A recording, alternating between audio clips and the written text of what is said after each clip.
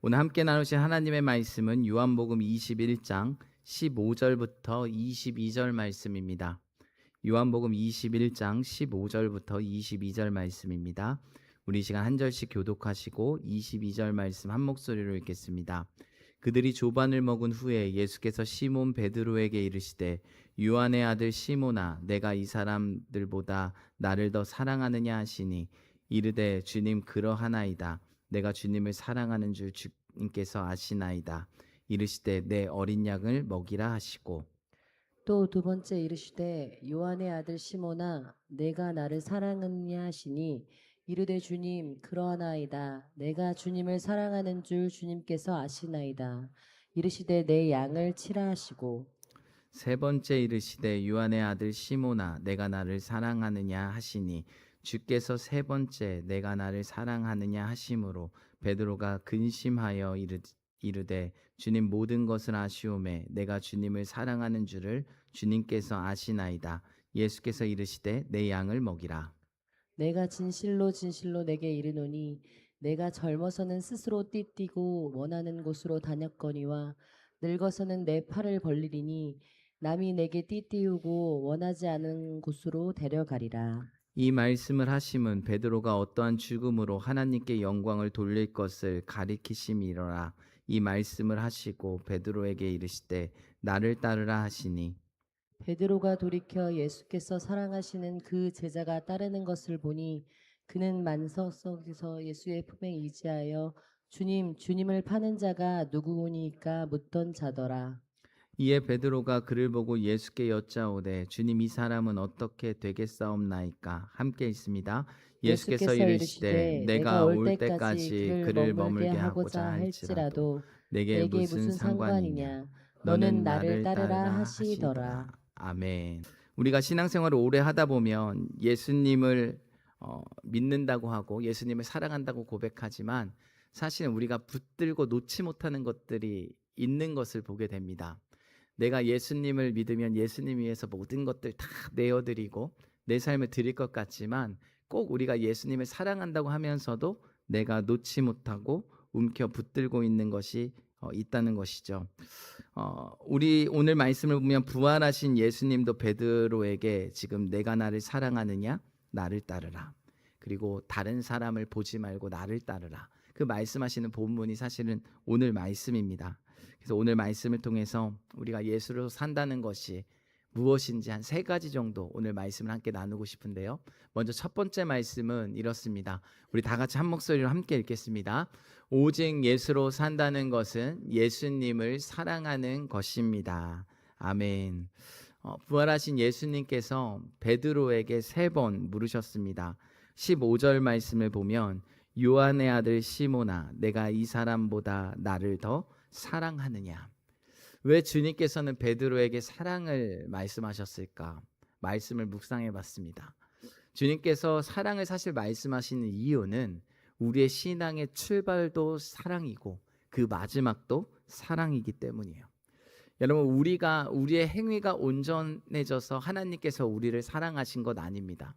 우리가 잘 아는 로마서 5장 8절 말씀을 보면 이렇게 기록되어 있습니다. 함께 읽겠습니다.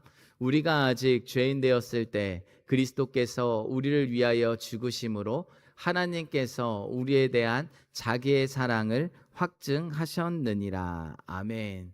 이미 하나님께서는 저와 여러분이 죄인 되었을 때 우리를 사랑하셨고 그 십자가를 통해서 자신의 사랑을 확증하셨다라는 것을 성경에 말씀하고 있습니다. 그러므로 우리의 신앙생활은 그냥 종교적 의무라는 것이 아닙니다. 예배를 그냥 참석하고 봉사하고 성경 읽고 기도하고 이것이 그냥 의무적으로 이루어지는 것이 아니라 우리의 항상 마음 중심 가운데 내가 하는 모든 행위 가운데 모든 것 가운데 하나님을 정말 사랑하는 마음이 있는가, 이것을 사실은 주님께서 받기 원하신다는 거죠. 우리가 주님을 사랑하는 마음 없이 여러분 교회 안에 봉사해 보십시오.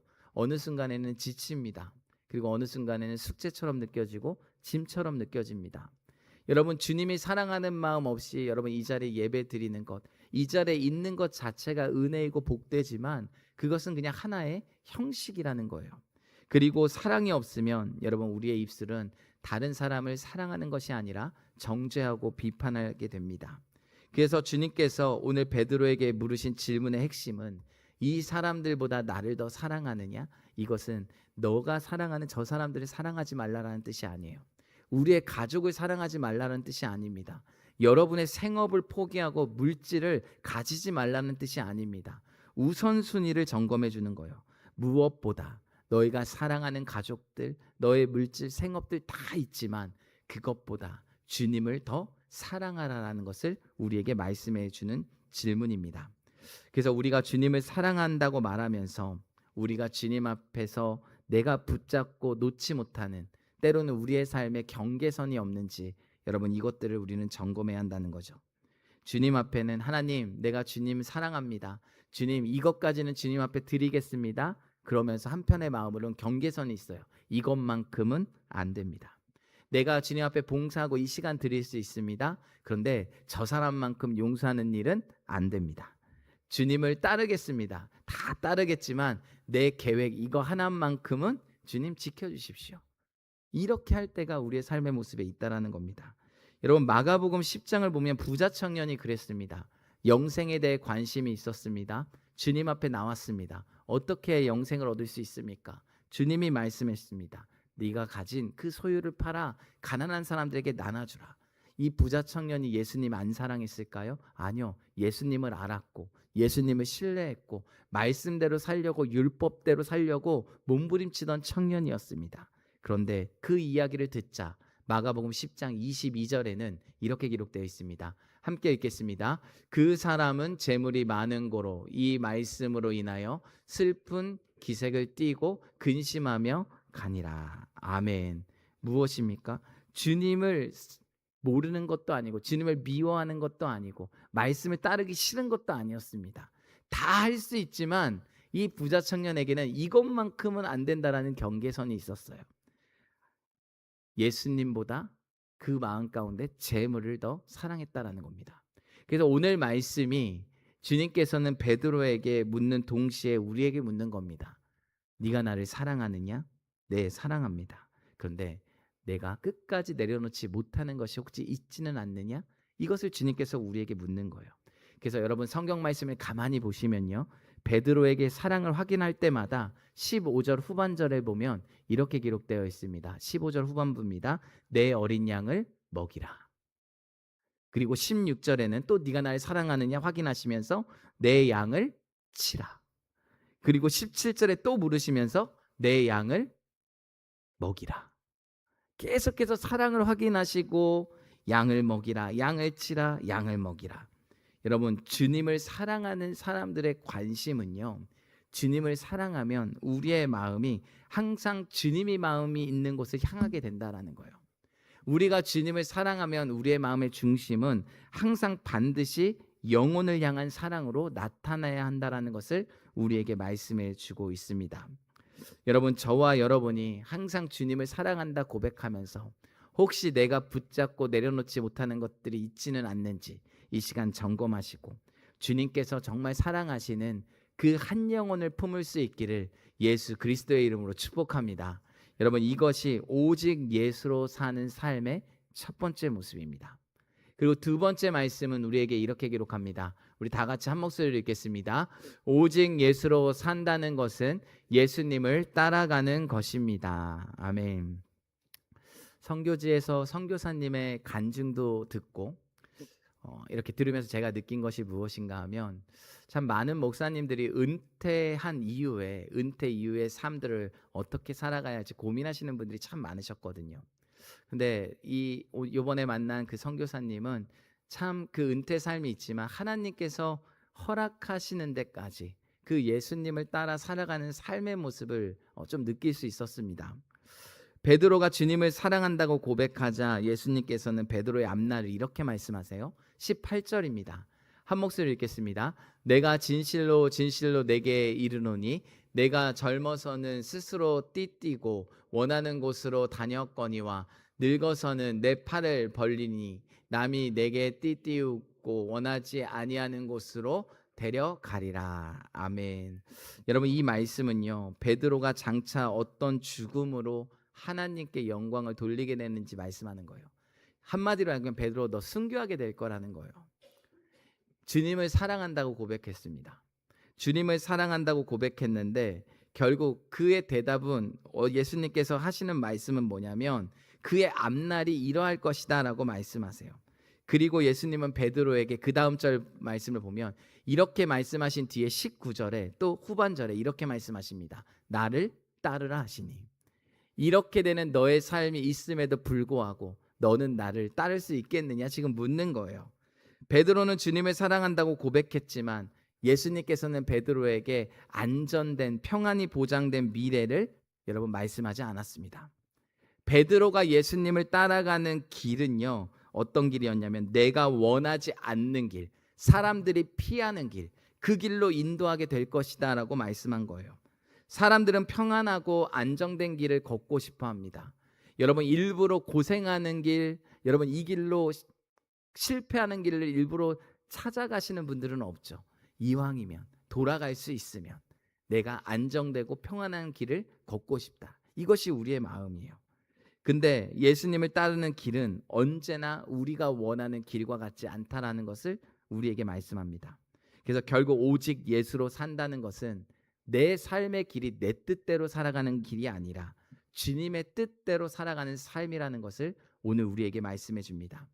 예수님의 삶을 보니까 그렇더라고요. 겟세마네 동산에서 기도하셨잖아요.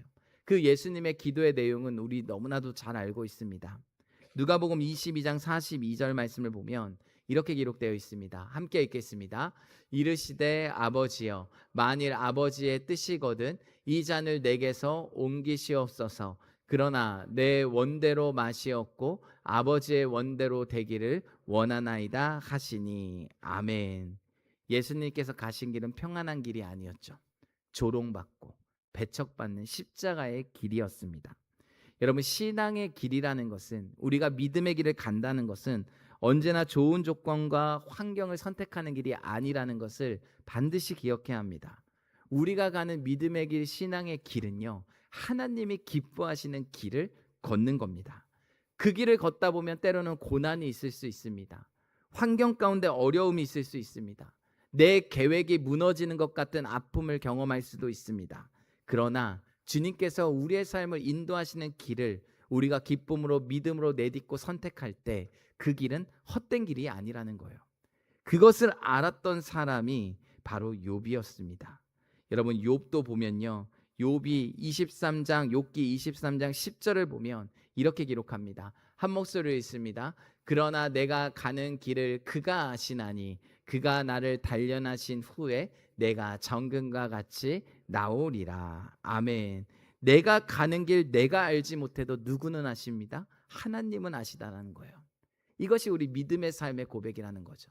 이런 길을 알고 믿음의 삶을 살았던 성경에 많은 믿음의 선진들이 있습니다. 요셉도 보게 되면요, 요셉도 어떻게 되죠? 억울하게 여러분 형들의 미움을 받고 종으로 팔려갑니다. 억울한 누명을 씁니다. 감옥에도 갑니다.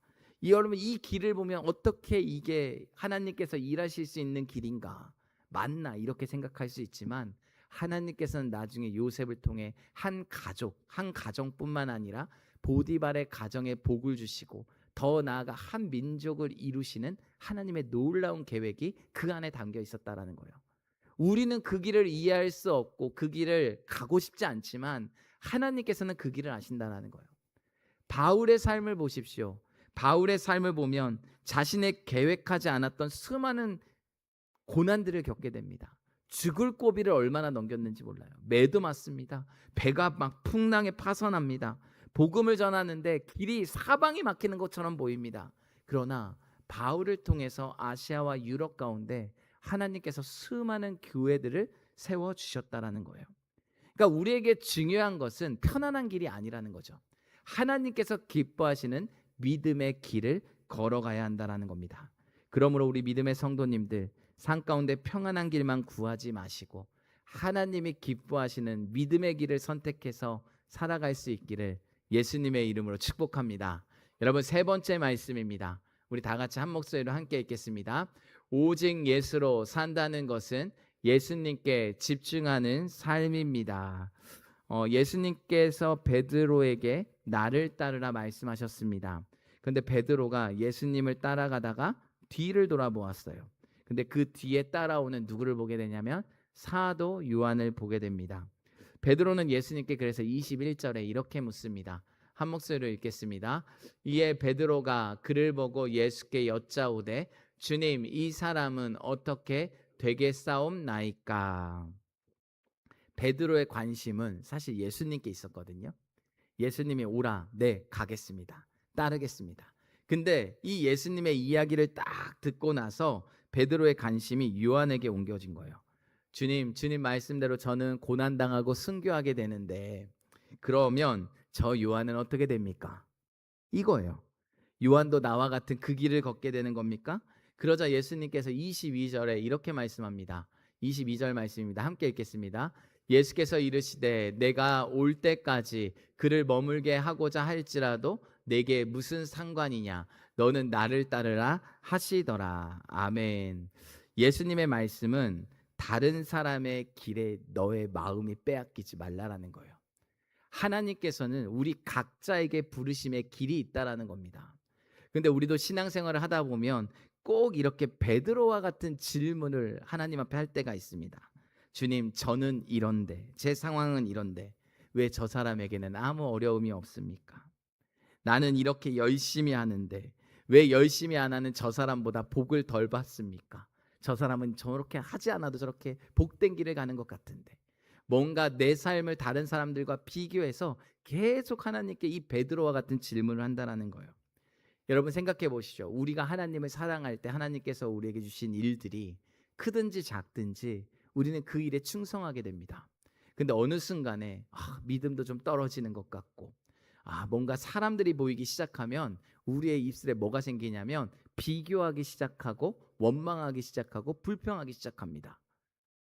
하나님께서 오늘 말씀하시는 것은 예수님 앞에 시선을 두고 있을 때 저와 여러분의 모든 사람들이 똑같은 길을 간다고 말씀하시는 게 아니에요. 우리는 각자의 맡겨주신 하나님의 길을 가게 됩니다.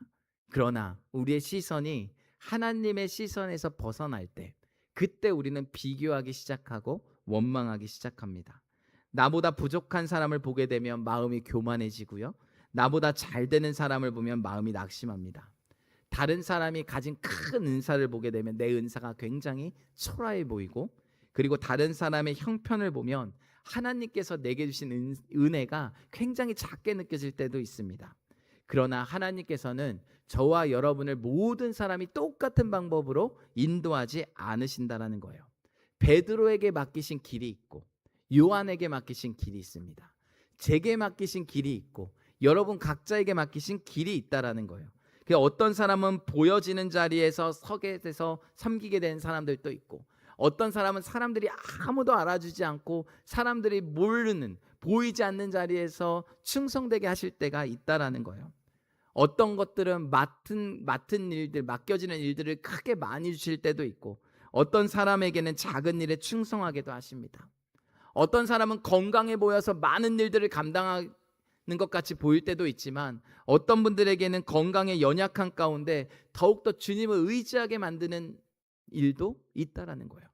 이게 모두 다 하나님께서는 각자에게 다른 방법으로 하나님께서 맡겨주신 일들이 있다라는 거예요. 그런데 오늘 중요한 게 있습니다. 부르심과 삶은 다를 수 있지만 한 가지는 동일해요. 그것이 바로 너는 나를 따르라는 거예요. 하나님의 자녀라면, 하나님을 사랑한다면 하나님께서 가신 그 길을 따르라는 겁니다. 그래서 다른 사람이 얼마나 어떻게 살아가는 것보다 중요한 것은 내가 지금 하나님을 기쁘시게 하는 삶을 따라가고 있는가. 여러분 이것을 점검해야 합니다. 내게 주님께 받은, 내게 허락하신 것을 가지고 내가 얼마나 주님 앞에 충성되이 하나님을 기쁘시게 일하고 있는가. 여러분 이것을 점검해야 합니다. 그래서 히브리서 12장 2절에는 이렇게 말씀합니다. 한 목소리로 읽겠습니다. 믿음의 주여 또 온전하게 하시는 이인 예수를 바라보자. 그는 그 앞에 있는 기쁨을 위하여 십자가를 참으사 부끄러움을 개의치 아니하시더니 하나님 보좌 우편에 앉으셨느니라. 아멘. 여기서 기록된 믿음의 주여 또 온전하게 하시는 이인 예수를 바라보자. 이것은 힘들 때만 바라보고 어려울 때만 바라보고 살만하면 다른 거 보고 이렇게 하라는 말이 아니에요. 우리는 힘들고 어려울 때는 주님 잘 바라봅니다. 십자가를 바라봅니다. 근데 주님께서 원하시는 것은 늘 매 순간의 믿음의 시선이 예수께 고정하라는 거예요. 예수님을 바라보고 그 사이에 아무것도 끼지 않도록 만들라라는 겁니다. 여러분, 우리가 환경을 바라보며 흔들립니다. 사람을 바라보며 상처받습니다. 우리는 그런 존재예요. 여러분, 베드로가 예수님이 서 계신 바다 한가운데 걸어갈 때 예수님을 바라봤을 때는 어떻게 했죠? 걸어갔어요. 막 바람 부는 게 느껴지고 그걸 바라보자 어떻게 됐죠? 빠져들었어요. 동일합니다. 베드로의 상황이 달라진 게 아니었거든요. 베드로의 시선의 문제였습니다. 하나님께서는 오늘도 우리에게 동일하게 말씀하시는 거예요. 예수님보다 다른 것들, 문제에 집중하면 우리의 마음은 두려워질 수밖에 없어요. 예수님보다 사람이 더 크게 보이는 순간 우리의 마음 가운데는 상처가 커질 수밖에 없습니다. 예수님보다 세상의 성공에 집중하면 우리는 거룩한 욕심이 아니라 내 욕심, 이 세상에 대한 커다란 욕심, 야망을 가지고 살아가는 삶으로 끝날 수 있다는 거예요. 그래서 주님께서는 우리에게 말씀하실 때 이 모든 것들을 포기하라가 아니라 시선을 하나님 앞에 고정하라.